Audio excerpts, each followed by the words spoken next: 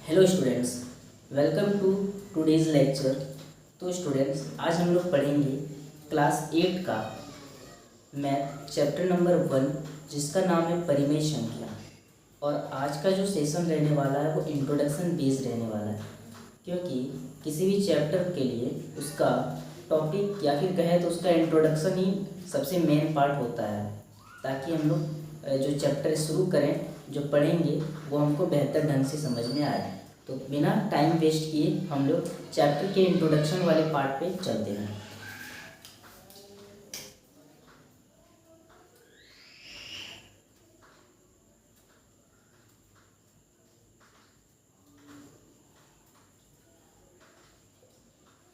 तो दोस्तों, सबसे पहला जो टॉपिक आता है वो है प्राकृतिक संख्या। क्या है?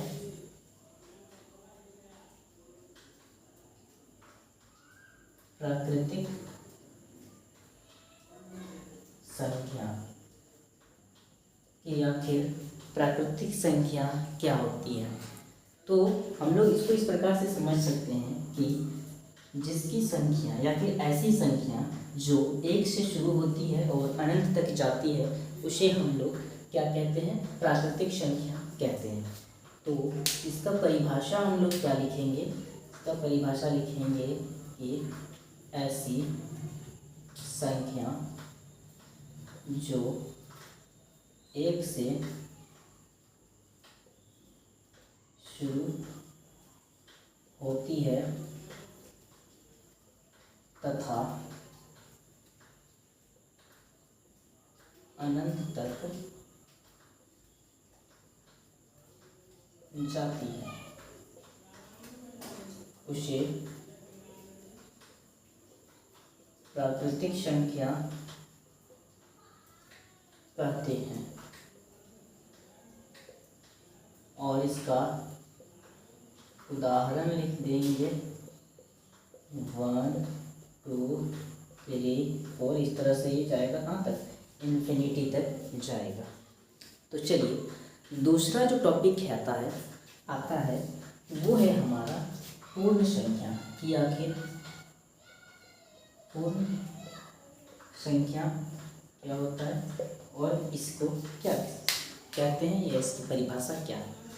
तो पूर्ण संख्या ऐसी संख्या होती है जो 0 से स्टार्ट होती है और वो इन्फिनिटी तक यानी कि अनंत तक जाती है। तो इसका परिभाषा हम लोग क्या लिखेंगे कि ऐसी संख्या जो 0 से शुरू होती है तथा अनंत तक जाती है, उसे पूर्ण संख्या कहते हैं। ठीक है, यहाँ पे ये किससे शुरू होगा? 0 1 2 3 4, इस तरह से ये अनंत तक जाएगा। तो अभी तक हम लोगों ने 2 मेन टॉपिक पढ़ लिया है, या बोले तो 2 मेन पॉइंट पढ़ा है, जो कि है प्राकृतिक संख्या और पूर्ण संख्या। प्राकृतिक संख्या 1 से शुरू होती है और पूर्ण संख्या 0 से शुरू होती है। अब इन दोनों के बीच में एक कॉन्सेप्चुअल क्वेश्चन बनता है, जो कि होता है ऑब्जेक्टिव में, और बोर्ड में ये काफ़ी ज़्यादा पूछा गया है। तो वो क्या है वो देख लेते हैं। सबसे पहले इसको हम लोग एक नोट पॉइंट के अंदर डालेंगे, साथ साथ आप लोग नोट्स बनाते चलिए, सुविधा होगा आपको रिवाइज करने में। ठीक है, तो ये नोट पॉइंट हम लोग सबसे पहले लिखेंगे और उसको बाद में समझेंगे।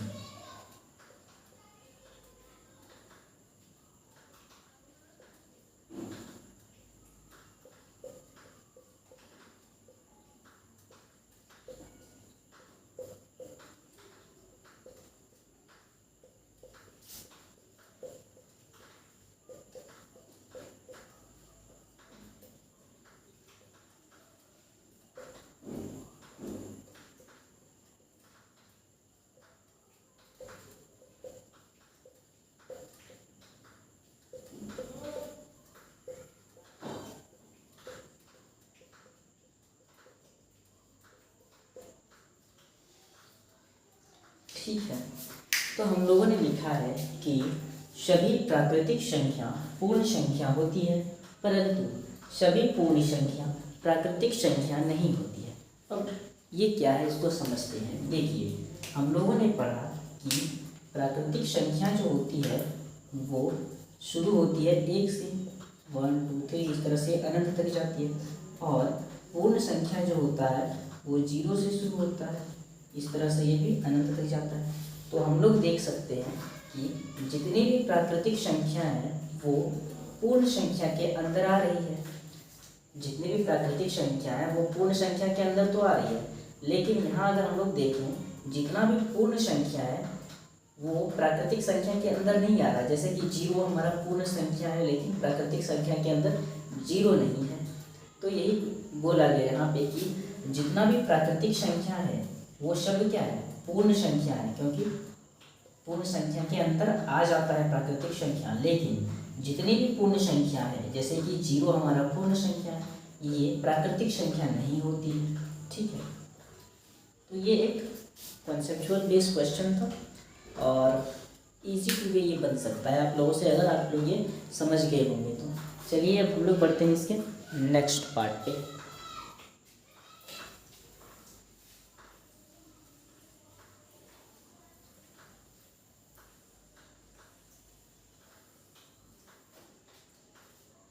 ओके, थर्ड पॉइंट होता है, या फिर बोले तो हमारी बुक में है कि पूर्णांक क्या होता है। तो पूर्णांक के लिए कोई परिभाषा लिखना जो है एक अच्छा वर्ड तो हो सकता है, बट इसकी परिभाषा को लिखना उतना ज़रूरी नहीं है। तो हम लोग पूर्णांकों को बस ऐसे भी समझ सकते हैं कि आप लोग ये भी बोल सकते हैं कि कोई भी संख्या अपने आप में एक पूर्णांक है। हम लोग यहाँ पे लिख देते हैं, क्या लिखेंगे कि कोई भी संख्या अपने आप में एक पूर्णांक है। ओके, अब वो कैसे है चलिए समझते हैं। एक हम लोग देखते हैं ये वाला 0 1 2 3 4 5 इस तरह से ये चलते जाएगा।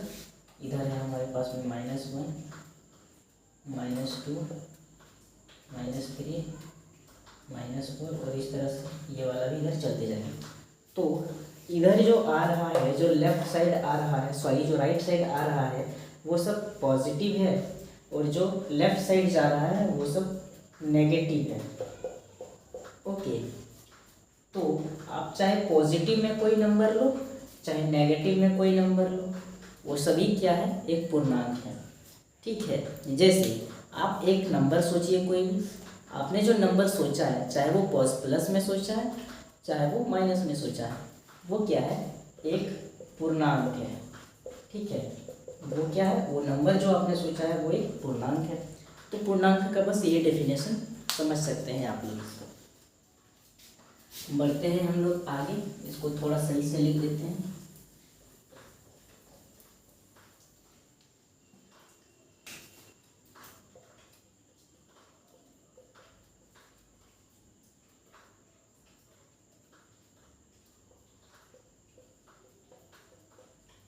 ठीक है,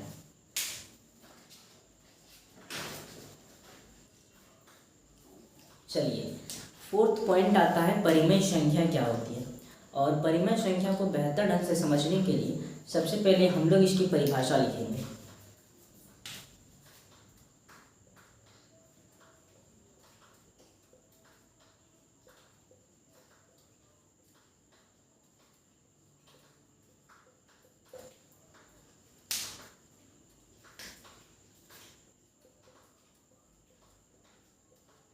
परिभाषा में लिख सकते हैं हम लोग, ऐसी संख्या परिमेय संख्या कहलाती है जिसे P/Q के रूप में व्यक्त किया जा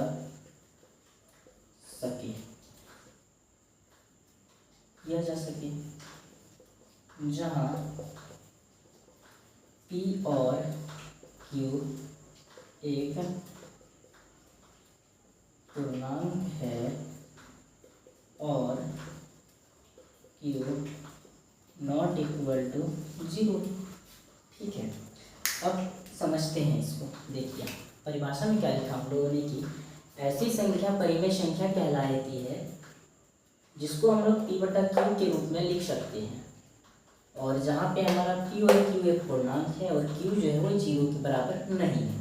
ठीक है, तो यहाँ पे क्या बोलता है कि अगर कोई भी संख्या P बटे Q के रूप में है तो इसको हम लोग परिमेय संख्या बोलेंगे। जहाँ पे हम लोग को बोला P भी एक पूर्णांक है और Q भी एक पूर्णांक है, दैट मीन्स हम लोगों ने पहले भी पढ़ा है कि कोई भी नंबर क्या है, एक अपने आप में पूर्णांक है भाई। ठीक है, अब जैसे कि परिमेय संख्या कैसे लिखेंगे, मान लेते हैं कोई नंबर हम लोगों ने 3/2 मान लिया। ठीक है, अब चेक करना है हमको ये परिमेय संख्या है या नहीं है, तो इसको हम लोग क्या करेंगे, P बटे Q के रूप में लिख के देखते हैं, क्योंकि हम लोग परिभाषा में पढ़ लिए कि अगर किसी को हम लोग P बटे Q के रूप में व्यक्त कर पाते हैं तो वो हमारा परिमेय संख्या है। तो चलो देखते हैं, P हम लोग का बोलता है कि एक पूर्णांक होना चाहिए। 3 हमारा क्या है भाई, एक नंबर है, और कोई भी नंबर तो एक पूर्णांक ही है। चलो ये तो सही है। Q, अभी Q बोला था, Q भी एक पूर्णांक होना चाहिए। तो अगर 2 को देखें तो 2 भी हमारा क्या है, एक पूर्णांक ही है, मतलब इसको हम लोग P बटे Q के रूप में लिख पा रहे हैं। दैट मीन्स जो हमारा 3/2 है वो क्या है, एक परिमेय संख्या है। ठीक है, अब जैसे मान लेते हैं क्वेश्चन दे रखा है हमको 3, क्या 3 एक परिमेय संख्या होगा? आप लोग में से बहुत जन बोलेंगे कि हम लोग इसको P बटे Q के रूप में नहीं लिख पा रहे हैं, इसलिए ये हमारा परिमेय संख्या नहीं होगा। लेकिन आप में से जिसका भी ये आंसर है वो उसका आंसर क्या है, गलत है, क्योंकि जो 3 हमारा है वो एक परिमेय संख्या है, क्योंकि हम लोग इसको P बटे Q के रूप में लिख सकते हैं। कैसे लिख सकते हैं, चलिए देखिए ये हमारा 3 है, 3 के नीचे कुछ नहीं है तो उसका मतलब उसके नीचे हमेशा 1 होगा। ठीक है, किसी भी संख्या के नीचे अगर कुछ नहीं है तो उसके नीचे हमेशा 1 होता है, ये आपको ध्यान रखना है। तो इसको हम लोग P बटा Q के रूप में लिखेंगे। P के यहाँ पे 3 है, एक पूर्णांक है। Q को अगर देखें तो Q 1 है तो एक पूर्णांक है। दैट मीन्स ये हमारा एक परिमेय संख्या है। फिर क्वेश्चन रह सकता है कि अगर हमारे पास में 5/0 है तो क्या ये एक पूर्णिमेय संख्या है? चलिए देखते हैं। P बटा Q के रूप में इसको व्यक्त करेंगे। P हमारा 5 है, चलो ठीक है, पूर्णांक है। Q जो है हमारा एक 0 है, और हमको पता है कि 0 भी क्या है, एक परिमेय संख्या है।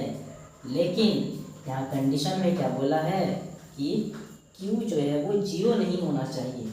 भले 0 पूर्णांक है, ये तो चलो हमको भी पता है, लेकिन Q यहाँ पे 0 नहीं होना चाहिए अगर हमको परिमेय संख्या के रूप में लिखना है।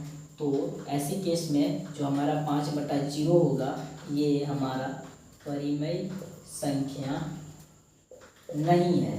ठीक है, ठीक है जी। अब क्वेश्चन आता है कि क्या 0 एक परिमेय संख्या है? क्वेश्चन तो ये भी आ सकता है ना कि 0 परिमेय संख्या है या अपरिमेय संख्या है। ठीक है, देखो हम लोग यहाँ पे बताया था आपको, यहाँ पे कि किसी भी संख्या के नीचे अगर कुछ नहीं है तो उसके नीचे हमेशा 1 होता है, ये ध्यान रखना है आपको। तो इसको हम लोग P बटे Q के रूप में व्यक्त करके देखते हैं। P यहाँ पे 0 है और हमको पता है 0 एक पूर्णांक है, दैट मीन्स ये सही होना चाहिए। और यहाँ पे बोला है कि Q सिर्फ 0 नहीं होना चाहिए, P 0 होगा तो चलेगा, लेकिन Q 0 नहीं होना चाहिए। ठीक है, तो P हमारा 0 है, ये पूर्णांक है, तो मतलब ये सही है। और Q हमारा 1 है, दैट मीन्स इसको हम लोग P बटे Q के रूप में लिख सकते हैं। उसका मतलब ये हुआ कि ये एक परिमेय संख्या है। ठीक है, तो यहाँ तक समझ गए। अब देखते हैं क्या हमारा √3 एक परिमेय संख्या है या नहीं है। क्वेश्चन ये भी आ सकता है कि √3 एक परिमेय संख्या है या अपरिमेय संख्या है। अपरिमेय संख्या क्या होती है जिसको हम लोग P/Q के रूप में नहीं लिख पाते हैं। ठीक है, चलिए देखते हैं। √3 जो है, अब बोलेंगे कि सर इसके नीचे कुछ नहीं है तो 1 है, हम लोग मान सकते हैं और इसको P/Q के रूप में व्यक्त करके देखेंगे। तो यहाँ पे बोल सकते हैं बहुत जन कि ये हाँ सर तो ये तो एक परिमेय संख्या है, लेकिन ये आपका जो आंसर है ये गलत है। क्योंकि अगर कोई भी संख्या अंडर रूट के मतलब कि वर्ग के अंदर है और अगर वो वर्ग पूर्ण वर्ग नहीं है तो वो परिमेय संख्या नहीं होगी, दैट मीन्स वो अपरिमेय संख्या होगी। ठीक है, बहुत सारे स्टूडेंट हालांकि आप लोग में से होंगे जिसे वर्ग और वर्गमूल निकालना नहीं आता हो, तो ये वाला जो क्वेश्चन है इसको आप लोग मार्क करके रख लीजिए, क्योंकि नेक्स्ट या फिर उसके आगे वाला जो चैप्टर होगा इसी पे बेस्ड है, वर्ग और वर्गमूल पे। ठीक है, तो जो हमारा √3 है चूँकि ये पूर्ण वर्ग नहीं है इसलिए ये हमारा एक अपरिमेय संख्या है। अब देखते हैं हम लोग √4, क्या ये एक परिमेय संख्या है या नहीं। अगर हम लोग √4 का वर्गमूल निकालें या तो वर्ग निकालें तो वो 2 आता है। कितना आता है? 2। मैं आपको पहले भी बता रहा हूँ, जिसको वर्गमूल नहीं आता है प्लीज़ इस पॉइंट को जो है या फिर इस क्वेश्चन को मार्क करके रख लीजिए, क्योंकि जब हम लोग वर्गमूल पढ़ चुके होंगे तब आप इस क्वेश्चन को आके बनाएंगे तो आपसे ये डेफिनेटली बनेगा। तो हमारा 2 जो है ये, अगर हम लोग √4 की बात करते हैं तो इसका पूर्ण वर्ग निकालने के बाद 2 आता है और 2 इसके नीचे कुछ नहीं है मतलब 1 है। अब इसको हम लोग P/Q के रूप में भी लिख सकते हैं। P हमारा 2 है, एक पूर्णांक है, Q हमारा 1 है और 1 भी एक पूर्णांक है, दैट मीन्स हम लोग इसको P/Q में लिख दिए। इसका मतलब ये हुआ कि ये एक परिमेय संख्या है। ठीक है, तो फ्रेंड्स आई होप कि आज का लेक्चर आपको पसंद आया होगा, और अगर सब अच्छे से आपको समझ में आया तो वीडियो को लाइक ज़रूर कर दें, चैनल को सब्सक्राइब कर लें और अपने फ्रेंड को भी शेयर करें ताकि ऐसे ही वीडियो आपको मिलते रहे। मिलते हैं नेक्स्ट लेक्चर में, तब तक के लिए जय हिंद।